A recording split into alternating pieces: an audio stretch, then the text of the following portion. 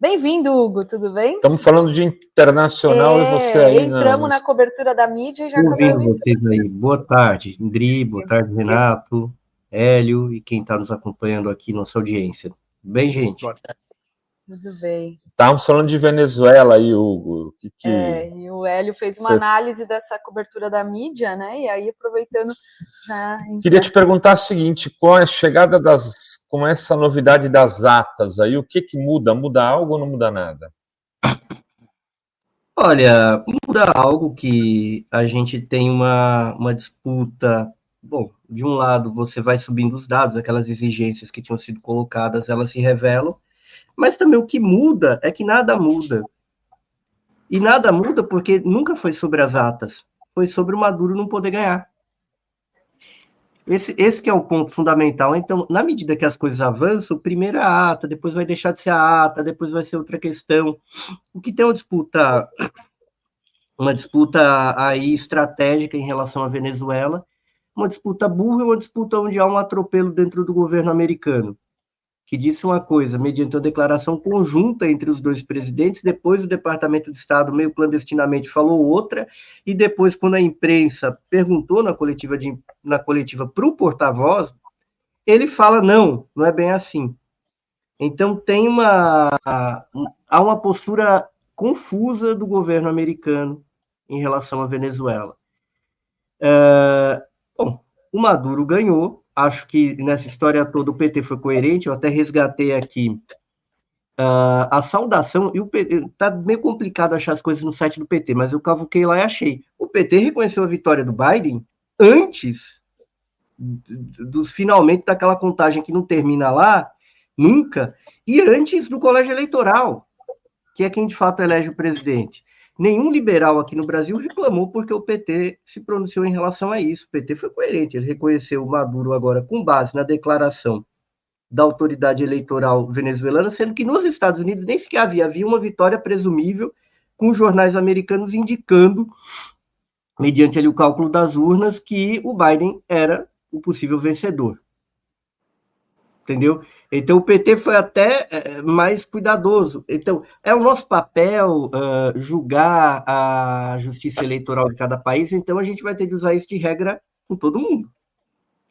Ainda que na questão da Venezuela o Brasil tenha um papel de mediação, houve o acordo de Barbados, mas ainda assim, a postura, não diria exatamente do governo, mas do Itamaraty me causa um pouco de preocupação, porque se é para a gente falar de eleições duvidosas, eu posso apontar uma série de eleições ali na Ásia Central, onde o cara ganhou com 90%. A gente nunca questionou isso. Aí você fala, mas não é a Venezuela. Peraí, mas a Venezuela não é sobre democracia? Se o debate sobre a Venezuela é sobre democracia, a gente vai virar meio que o grilo falante de contagem de voto no mundo inteiro. E a gente vai ter de ser, não só em relação ao Maduro, mas em relação a qualquer parte. Do mesmo modo que se é sobre direitos humanos e prisão, aí a gente tem um quadro muito complicado aqui do Peru, que está normalizado, de todo um tumulto institucional e de uma vice-presidenta que assumiu, que é extremamente impopular e governa na base da força. A grande questão é o seguinte, os liberais dominam a mídia corporativa, e os liberais eles usam de argumentos que variam conforme o freguês, e eles acusam a esquerda disso. E eu acho que a própria esquerda fica ingênua com isso daí. O PT foi coerente, o México foi coerente, o López Obrador falou, opa, não reconheci o Biden, vou esperar os trâmites regulares lá dos Estados Unidos para reconhecê-lo. A Rússia reconheceu o Biden no momento correto, na votação do colégio eleitoral. O Biden não foi eleito por milhões de pessoas, ele foi eleito por 300 pessoas. Se alguém falar que o Biden foi eleito por milhões, isso não existe. Quem elege o presidente americano é o colégio eleitoral, tem lá 538 delegados. A Rússia esperou. O México, naquela ocasião, falou, vou esperar o trâmite regular da autoridade eleitoral americana. O México falou a mesma coisa para a Venezuela. O México foi coerente. Então, a base da justiça é a igualdade de critério, gente. O Brasil já adotou isso antes? Não. O Brasil vai adotar, acho remoto, sobretudo se a gente estiver falando aqui de potências como os Estados Unidos. E é claro que, como o Hélio colocou aqui, que eu vi nos bastidores, O Edmundo Gonzalez Urrutia é um sujeito vinculado com os Esquadrões da Morte lá em El Salvador, né? Saiu a reportagem recentemente, quem já pesquisou minimamente o que foi a América Central nos anos 80 sabe a barbaridade que aconteceu ali com o dedo americano, eles apoiados por muitos diplomatas latino-americanos, né? E a Maria Corina idem. Então, a gente não pode, a gente tem um argumento aqui que a gente defende com toda a razão, a prisão e a responsabilização de golpistas. E a gente vai ter um outro argumento para a Venezuela, entendeu? E eu acho que as pessoas, não, a gente defendeu é um conceito muito assim, genérico e gelatinoso de democracia, onde, na realidade, essa democracia que tanto está se falando na mídia corporativa não é democracia, é neoliberalismo. Troque a palavra por democracia e neoliberalismo, aí faz sentido. A gente criticar o Bolsonaro por ele ter saído à direita do escopo do neoliberalismo, a gente ser contra ele, a gente ser contra o Maduro, à esquerda. Então, não é sobre democracia que a Folha, que a Globo estão falando, é sobre defesa do neoliberalismo. O papel da esquerda é defender o neoliberalismo? Eu acredito que não. Não é? Eu não lembro disso ontem à noite. Então, esse que é o debate que está sendo colocado. Esse é o debate que realmente existe ali. Muito bem. Hélio, se eu quiser a palavra final aí para você poder sair e se despedir dos nossos amigos da Folha.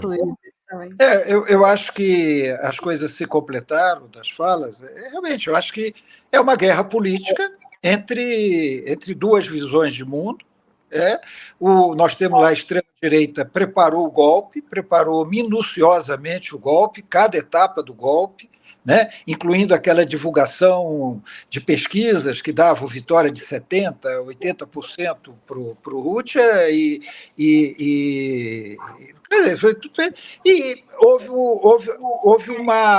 houve uma situação que é Venezuela, como disse o Hugo, porque se fosse outro país não teria. E só para terminar, só quero dizer o seguinte, na verdade, nenhum país tem que reconhecer resultado eleitoral de outro. Isso não existe.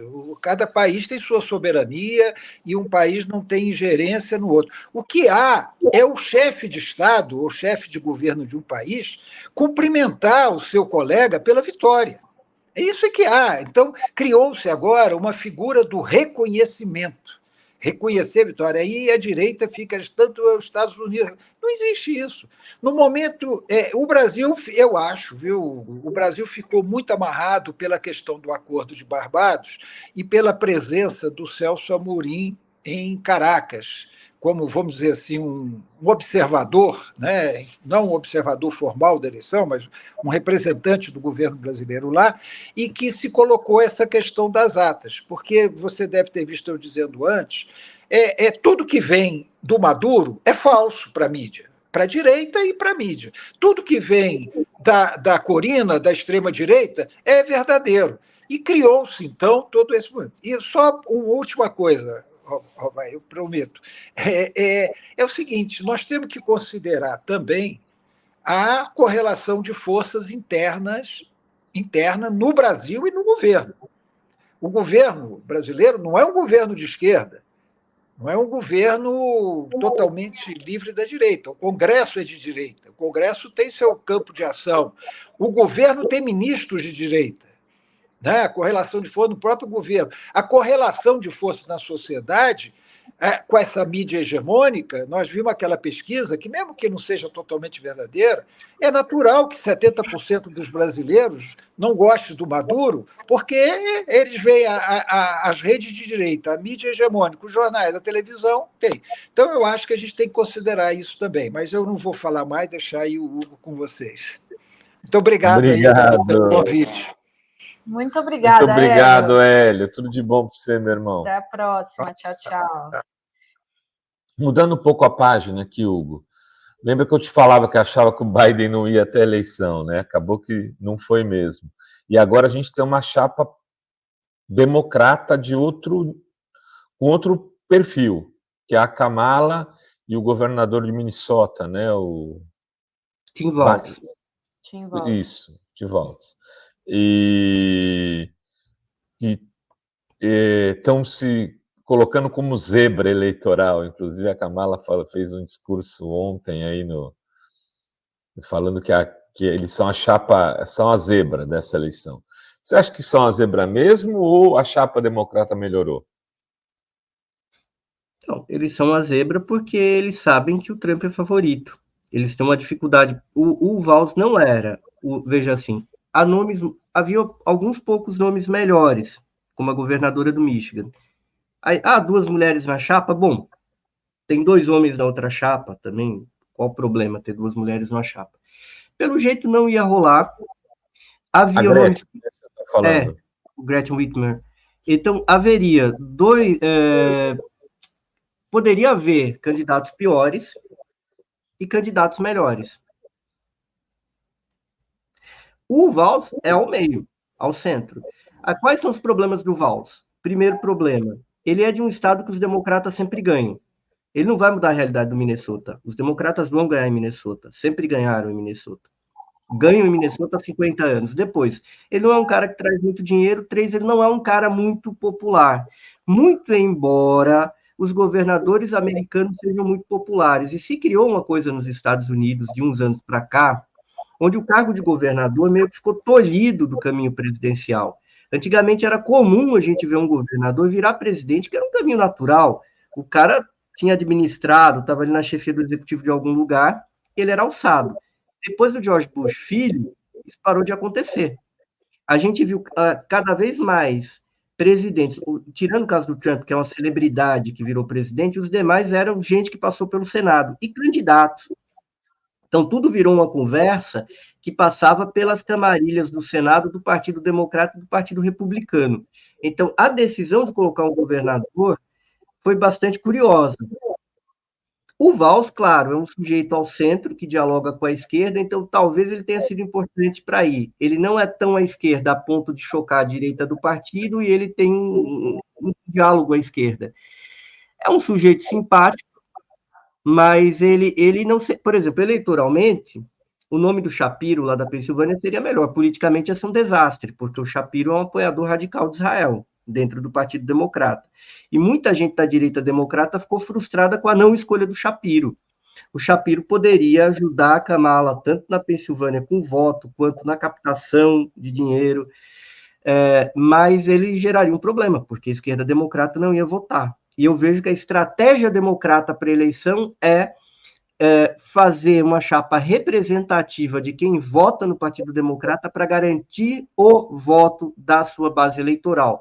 Botou uma mulher negra, em parte indiana, por parte de sua mãe, filha de imigrantes, e, como vice da chapa, um típico americano de origem alemã, que, no entanto, tem um diálogo com os sindicatos. Para quê? Para atrair grupos ali que votam, para garantir esse voto. Então, foi uma escolha intermediária, a escolha do Valls, e que ela tem um sentido mais geral. Ele não é muito conhecido nos Estados Unidos, eu vi pesquisas lá, 70% dos americanos não sabem quem é ele. Porque nos Estados Unidos, as pessoas, inclusive, vivem uma realidade política mais autocentrada em grande parte dos estados. Então, bom, no Brasil acontece também, mas é menos, por incrível que pareça.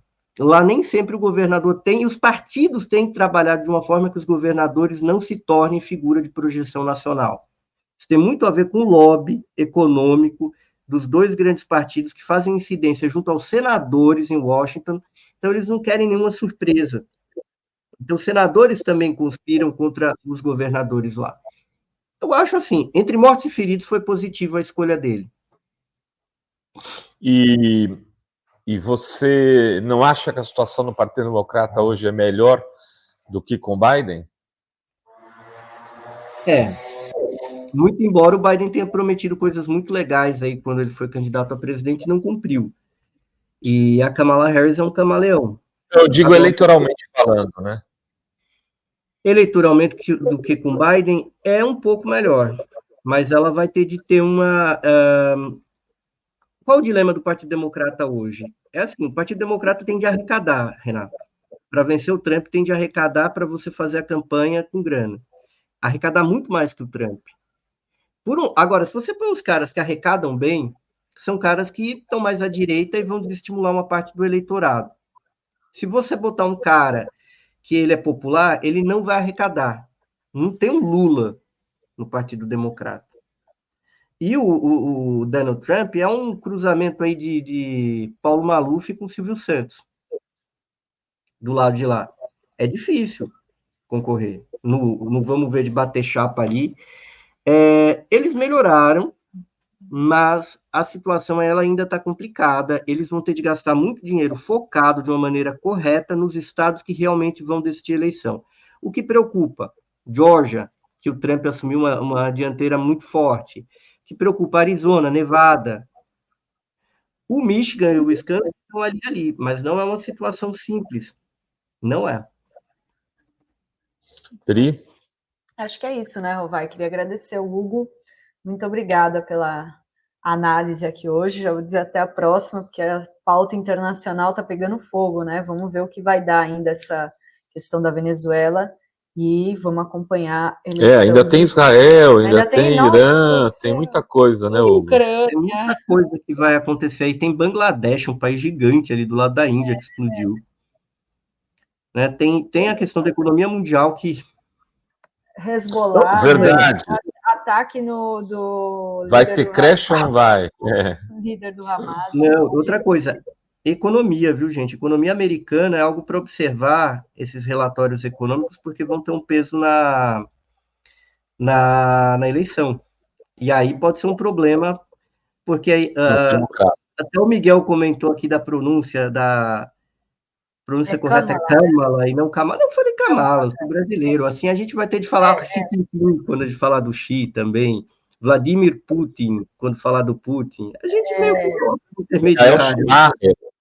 Michael Schumacher. A gente tem que falar alemão. Deles, né? Mikhail Gorbachev. A gente meio coloca no intermediário, né? A gente não vai falar Arkansas, vai falar Arkansas. Imagina, pô, aí também eu vou perder minha carteirinha Arkansas aqui no New York. Tá certo, Hugo. Brigadão, meu irmão. Tudo de bom para ti. Grande quarta-feira aí. Tchau, tchau. Até a próxima.